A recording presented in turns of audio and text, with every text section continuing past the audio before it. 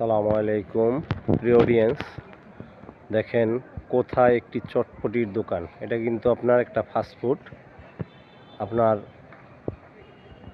3 তলার উপর একটি ফাস্টফুড এমনভাবে সাজিয়েছে মনে হচ্ছে এটা একটি বিয়ে বাড়ি। আর এই ফাস্টফুডের দোকানটি হচ্ছে গোপালগঞ্জ সদর থানার অন্তর্গত কাঠি বাজারে। খুবই সুন্দর, লাইটিংটা অনেক চমৎকার লাগছিল, তো এই জন্য আপনাদেরকে দেখাবো বলে একটি ভিডিও তৈরি করেছি।